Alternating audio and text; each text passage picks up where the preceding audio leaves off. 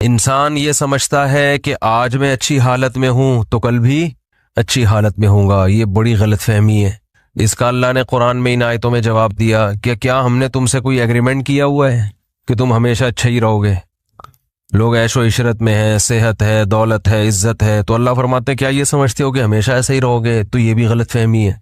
हम देखते हैं दुनिया में कितने लोग कैसे कैसे मसाइल में घिरे होते हैं, तो हम उनको देख के ये समझते हैं कि ये तो इन मसाइल में आ गया, मैं नहीं आ सकता। तो इसलिए याद रखो, आफत ज़दा लोगों को भी जाके देखना चाहिए, मसाइल ज़दा लोगों को भी जाके देखना चाहिए।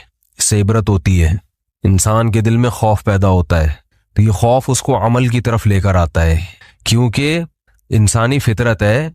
कुरान मजीद में अल्लाह ताला का इरशाद है कि अगर अल्लाह वलौ बसतल्लाहु रिज़्क़ लिइबादिही लबगौ फिल अर्ज़, कि अगर अल्लाह अपने बंदों के लिए रिस्क बहुत ज़्यादा कुशादा कर दे और ये कायनात टेंशन फ्री हो जाए, कोई गम ही ना हो, इसमें टेंशनें क्या हो जाए, ख़त्म, सबके पास पैसा, सबके पास सेहत और हर काम हटो बच्चों शुरू हो जाए, शादी टाइम पे हो गई, बेगम बिल्कुल सही, मियाँ को शोहर बिल्कुल एक नंबर, बिल्कुल सही आदमी मिल गया, सास एकदम एक्यूरेट, बिल्कुल कभी बहू को तंग उसने नहीं किया। यही होगा ना तुमने, सब कुछ अगर सही हो जाए। रिस्क की कुशादगी तो एक, यानी अल्लाह ने उसको तो एक बतौर अलामत के बयान किया ना कि रिस्क की कुशादा होने से लोग समझते हैं कि मसाइल हल हो जाएंगे।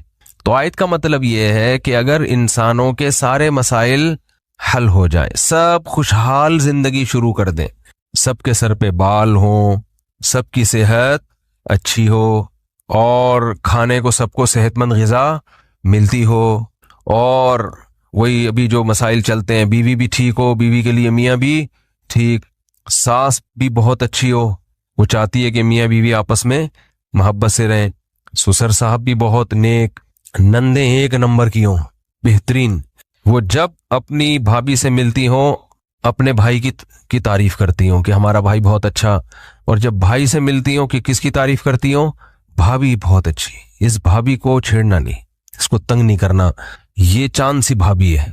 समझ में आ रही? अगर ये सारा सेटिंग हो जाए ना, है नहीं ना मसला, सारे यही तो, सारे मसाइल ही यही है ना। कंवारों की शादी हो जाए, जॉब अच्छी हो जाए, ठीक है ना, बिल जितनी बिजली इस्तेमाल कर रहे हैं उतना बिल आए। समझ रहे हो कि नहीं समझ रहे? FIR कटवानी है, आप गए, चोर का नाम बताओ, FIR कट गए 2 मिनट में, अगले दिन चोर अदालत में, आपने केस किया, आपको आपके पैसे मिल गए, चोर को सजा हुई, सजा के बाद वो बाइज्जत बरी हो गया, लेकिन सजा के बाद। तो ये अगर निज़ाम हो जाए, अल्लाह फरमा रहे हैं कि ये सेटअप हो जाए, हर चीज क्या हो, हटो बच्चों। वजीर आजम ने इंतखाबात से पहले जो वादे किए थे वो पूरे हो रहे हैं, पूरे पूरे जो कहा था बिल्कुल एज इट इज है भाई। वजीर आजम बनने के बाद सब काम हो रहे हैं भाई। अपोजिशन ये कहे कि चलो 5 साल इसको तमीज से हुकूमत करने दो, इसका हक है, अगले 5 साल हम ट्राई कर लेंगे, एक दूसरे की टांगे न खींचे। ये तो कोई बनता नहीं है, बनता है तो वो अपनी टांगे संभालने में उसको ज्यादा टाइम लगता है। हमारे यहाँ कोई वजीर आजम बनता है ना कोई भी, तो हुकूमत चलाने के बजाय उसको अपनी कुर्सी बचाने में टाइम।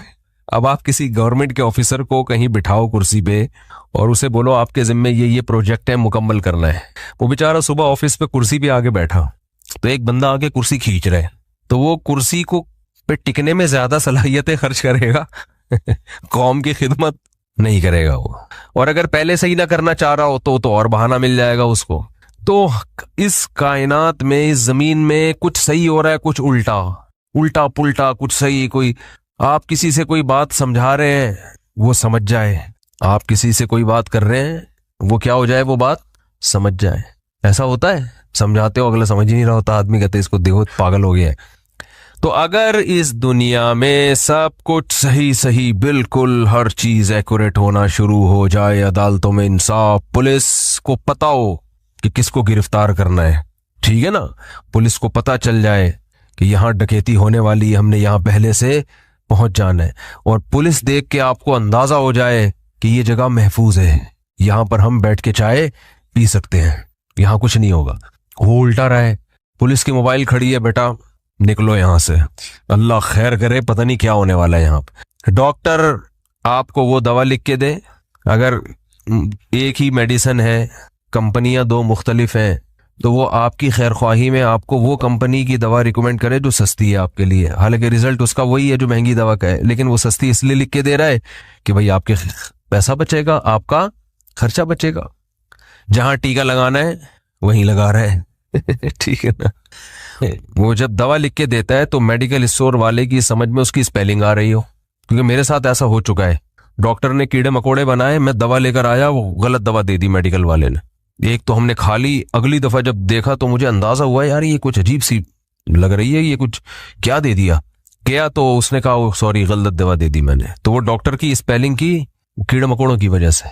डॉक्टर ने लाल बेग बनाया था, वो समझा कि कीड़े मकोड़े बने हुए, ठीक है ना, तो वो खटमल समझा या कुछ और समझा।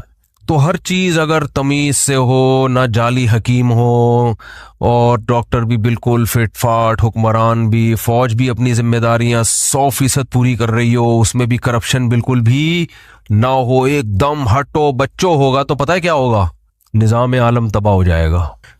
अल्लाह फरमाते हैं होगा ये लबगौ फिल अर्ज़, मुझे सब भूल जाएंगे मुझे भूल जाएंगे, मेरा इनकार भी होगा, मेरे पैगंबरों का इनकार भी होगा, मेरी किताबों का भी इनकार होगा, नमाज रोजा खत्म, हज खत्म, अल्लाह से दुआएं मांगना खत्म, लबगौ फिल अर्ज़, जमीन में सब अल्लाह के बागी बन जाएंगे।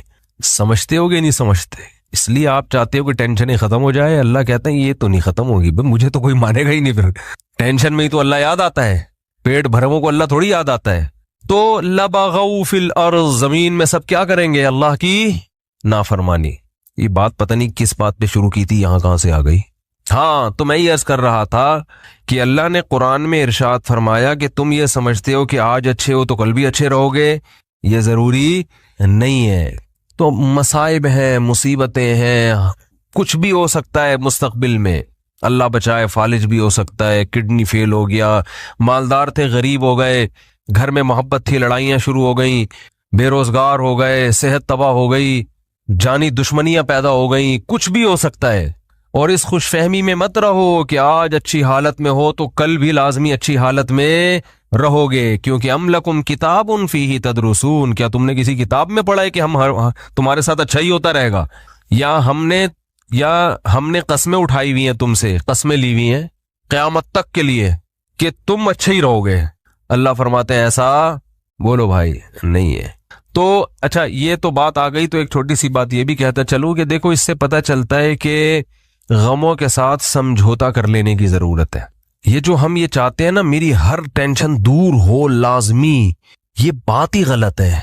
अगर कोई आपको सुकून का ये नुस्खा बताए कि आपके सारे मसाइल ठीक हो जाएं और ठीक करने में लगे रहें ताकि आपको सुकून मिले, ठीक करते करते जिंदगी तबाह हो जाएगी, मसाइल ठीक नहीं होंगे।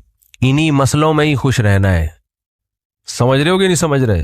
तो मसलों में खुश रहने के शरीयत ने बहुत से तरीके बताए हैं। एक तरीका क्या है, अपने से कमतर को देखा जाए, अपने से कमतर को। मेरे पास खवातीन कहती हैं मियाँ ऐसा मियाँ वैसा, मैंने कहा चर्स तो नहीं पीता मियाँ आपका? नहीं भाई चर्सी नहीं, अल्लाह का शुक्र है चर्सी नहीं है, शुक्र अदा करो चर्स नहीं पी रहा, ठीक है ना। मियाँ क्या होते हैं आजकल बहुत से, बोलो ना, चर्सी भी होते हैं।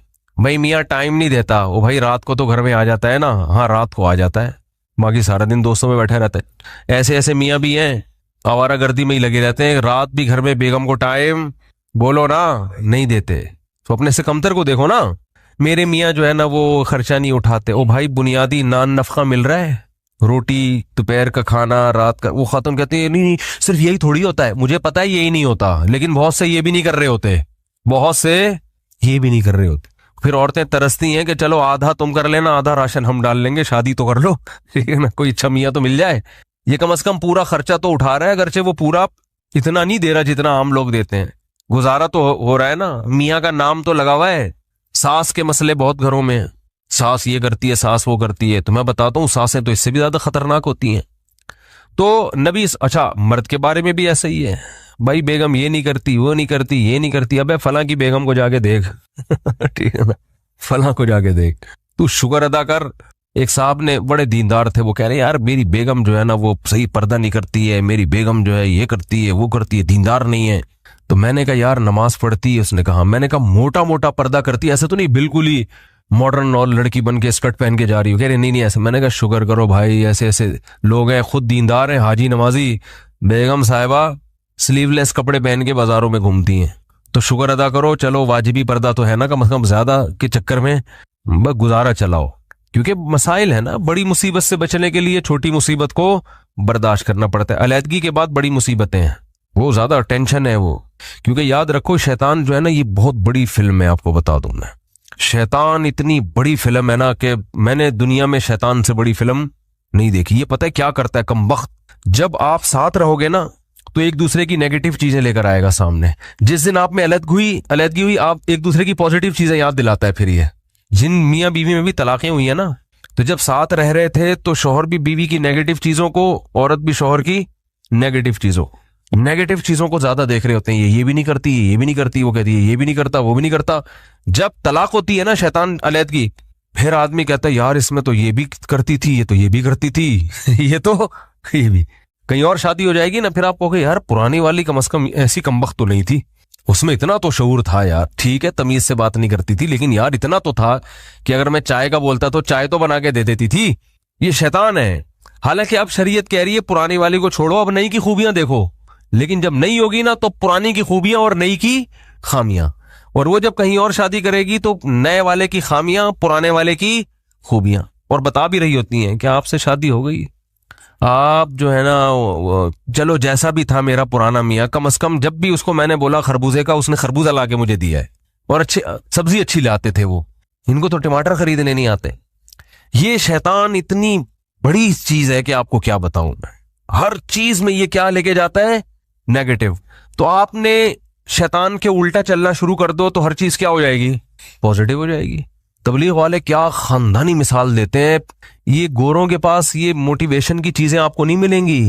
देखो तबलीगी जमात में कोई लंबा चौड़ा सिलेबस नहीं है कि कोई बड़ी जबरदस्त वर्कशॉप करवाई जाती हो है, जिसमें जनाब कोई मोटिवेशनल स्पीकर जिन्होंने यूरोप से डिग्रियां ली हो लोगों को गाइड करने की, और वो जनाब आके बड़ी खानदानी किस्म के होटल बुक करा के बड़ा प्रोफेशनल स्टाइल में लोगों को समझा रहा हो और उसके तजर्बे हो। ऐसा कुछ भी नहीं है। लेकिन मोटिवेशन ऐसी खानदानी मिलती है कि एक आदमी साल की जमात में अमीर बन के, मैनेजर बन के जाता है बगैर तनख्वाह के। एक साल मुख्तलिफ कौमों के, मुख्तलिफ डिजाइन के, मुख्तलिफ उम्र के लोगों को मैनेज करके उनमें लड़ाई ना होने देना, और पूरे साल के बाद वो वापस तमीज से घर आ जाता है। 4 आदमियों को आप जरा 3 दिन के लिए बिठा दो, फड्डा ना हो तो मेरा नाम बदल देना, चाहे कितने ही पढ़े लिखे हों। खाने पे अलग फड्डा होगा उनका, आज ये पकेगा वो कहेगा ये नहीं पकेगा, अब तू ऑर्डर ही चला, होता है, लाजमी होगा। ये तो इसलिए नहीं होता कि जब फड्डे का टाइम आता है तो हम जुदा हो जाते हैं ना, बैठे गटर के ढक्कन पे 2-4 गपशप लगाई, बात की। फड्डा होने से पहले ही क्या हो जाते हैं, अलग। 3-4 दिन किसी के साथ रहो, एक हदफ हो, तो आप देखो छोटी छोटी बातों पे झगड़े शुरू हो जाएंगे आपके, छोटी छोटी बातों, खाने पे झगड़े शुरू हो जाएंगे। बहुत देखे हमने। 1 साल की जमात होगी, पैदल जमात होगी, गर्मियां होंगी, गांव देहातों में लाखों पति, अमेरिका से आया हुआ आदमी बलूचिस्तान के पसमानदा इलाके में टूटे फूटी मस्जिद में क्याम किया हुआ होगा, उसने लोटे से इस्तिंजा कर रहा होगा, वो टिश्यू से फिर भी बेहतर है, बहरहाल लोटे से क्या कर रहा होगा, इस्तिंजा कर रहा होगा। तो ये मोटिवेशन कहां से मिलती है उनको भाई? इसमें क्या अल्फाज हैं, 2-4 छोटे छोटे लफ्ज हैं जो इस्लाम ने दिए हैं और वो याद किए हुए। इस्लाम ने क्या कहा है भाई? बदगुमानी मत करो, मुस्बत सोचो, ये कहा है ना। साहबी ने अर्ज किया या रसूलल्लाह, एक साहबी ने देखा ना आपकी क्या नेकी है कि नबी ने आपको दुनिया में जन्नत की बशारत दी। उन्होंने कहा कुछ भी नहीं, रात को सबसे दिल साफ करके सोता हूँ। रात को सोता हूँ तो क्या करता हूँ, दिल साफ, कि भाई जिसने उल्टी बात की उसको सीधा कर लेता हूँ। यही होता है ना कि वो ये जो कह रहा था ये गलत मतलब नहीं है, इसका सही मतलब भी लिया जा सकता है। वो फला जो मुझ पे गुस्सा हुआ तो असल में हसद की वजह से नहीं, उसके दिल में मेरी इस्लाह का जज्बा बहुत ज्यादा है, इसलिए वो एक्साइटेड हो गया। समझ रहे हैं कि नहीं समझ रहे हैं? दिल साफ करके सोना ये बहुत बड़ी नेकी है।